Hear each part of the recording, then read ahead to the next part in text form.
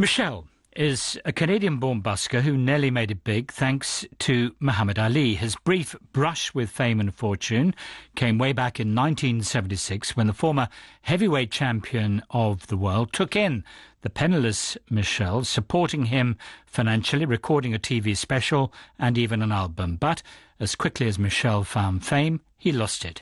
When he came into the NewsHour studio to tell his story, I asked him first how he came into contact with Muhammad Ali. Well, I thought it would be a good idea to get hold of him to see if I could get an endorsement for my music. I spent a year sending him tapes and various things, and then finally I got him on the phone, and I asked him if I went across the United States and played him some music, would he listen to me? He said yes, and he loved the music. And then decided to promote your career. Well, that's what I was asking him to do, but he went crazy over the music. He loved Child of the Wilderness. That was the song that really got his attention. And he was banging his fist on the desk saying, "This is great, this is great, this is great." Child of the wilderness, she was talking to me of freedom stances and what she could see. And he promoted you almost to the point of success. Yes, indeed, yeah. We went on the Dick Cavett show together. We produced an album together. We did a television special together. And everything was poised and ready to go. And then what happened?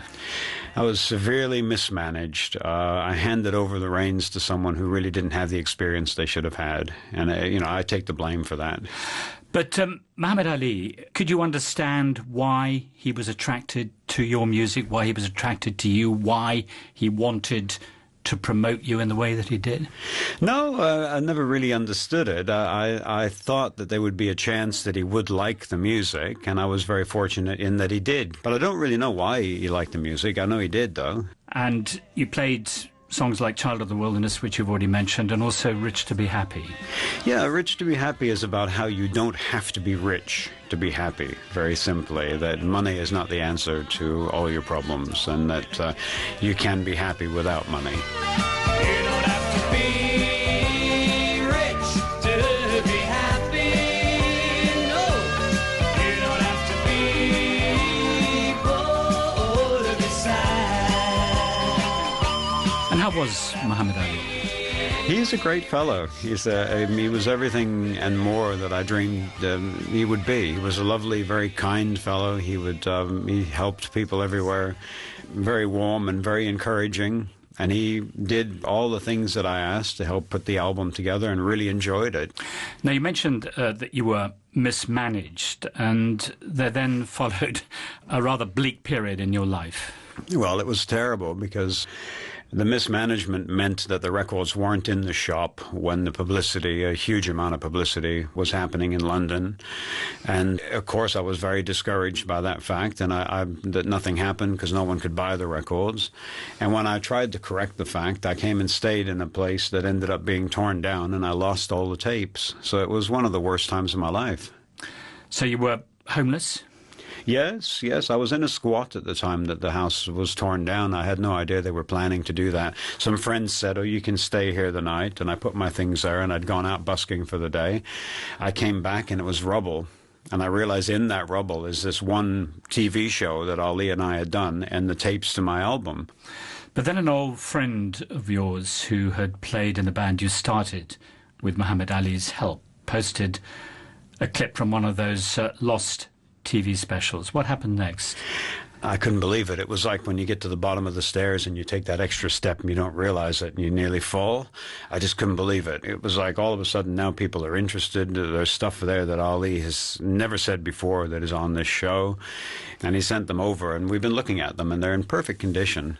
This man, Michel, is beautiful, like me. He's going to be something. There are beautiful songs on this album, and I predict it's going to be a hit, a big, big hit. And I've never made no wrong predictions, and I'm telling you now, be looking for Michel, because he'll be soon known as the greatest of all times after me. Have you kept in touch with Muhammad Ali over the years? No, I wrote him a letter explaining the problems and apologizing that I hadn't reached the levels that he'd expected me to reach. And I felt that I had troubled him enough. But now, if people want to make his dream come true and go to iTunes and buy this record, Child of the Wilderness, and make it a big hit, then I'll go and see Ali, and I will tell him that his prediction was right, because he predicted that it was going to be a big, big hit. So looking back, I mean, success was within your grasp with this incredibly famous sponsor, Muhammad Ali, and then it slipped through your fingers. Looking back, regrets? Yeah, I can kind of understand why I made the mistakes I made, but, I felt like everything was working for me, and when someone came along and offered to take on the management role, I didn't really check the references. I didn't really check to see if they could do the job. They seemed like they could, and they went ahead and made a real mess of it. I regret that I didn't understand things better then. But, I honestly did the best I could. It's like it's been a gift to me that's come back from the past. And it's, I feel really good about that.